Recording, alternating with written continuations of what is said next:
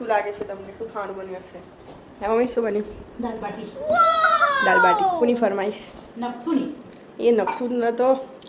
નકસુન રાત પડે એટલે ફરમાઈશ ચાલશે. તો ફટાફટ ને આ બાટી શેકાઈ જાય આટલી આ શેકાય હા અને દોઢાણી મેં આ મસાલો કરી દઉં દાળનો દાળ ઉપરથી થાય અને જો આ ચટણી લસણની બનાવી મૂકી દીધી ગયો એટલે જે તીખું ઓછું પડે ને એને લેવાનું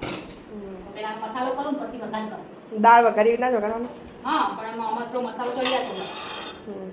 એટલે સારી લાગે ચલો ખાવા દાળ બાટી અમારા હોસ્ટેલમાં તો મમ્મી તળેલી બાટી આપતા હતા એટલે અમુક લોકો તળીને બનાવતા હોય અને આપણે આવી રીતે શેકી અમુક લોકો બાટીનું કુકર હોય એની અંદર શેક અને આપણે તો કુકર નથી આપણે પેલા મૂકવાની છે કલાડું એના ઉપર જાળી મૂકી દેવાની અને એના પર બાટી જો મસ્ત શેકા છે ને એકદમ દેશી જો મસ્ત થઈ ગયું પછી હા આવી જાઓ ખાવા દાળ બાટી મરચું ઓછું હોય ને તો ચાલો જેમ કહું ચટણી ખરી ને જેને જેવું તીખું ભાવે ને એ પ્રમાણે ચટણી નથી દેવાની એટલે મરચું ઓછું હોય ને તો વાંધો ના આવવાનો આપણા જોડે શું ખાવાનું હોય બીજું આનંદ આના જોડે ડુંગળી સમારવાની છાશ દાલ બાટી છાશ રગડા છાશ હા મજા મજા ગરમી બધા વગેરે ખાવાની ઈચ્છા થતી આવું બનાવો છો ના હોય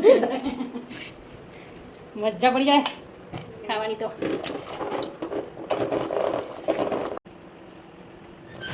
શું કે મમ્મી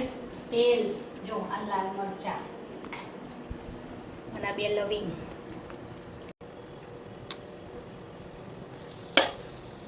મરચા લસણ મરચા નાખી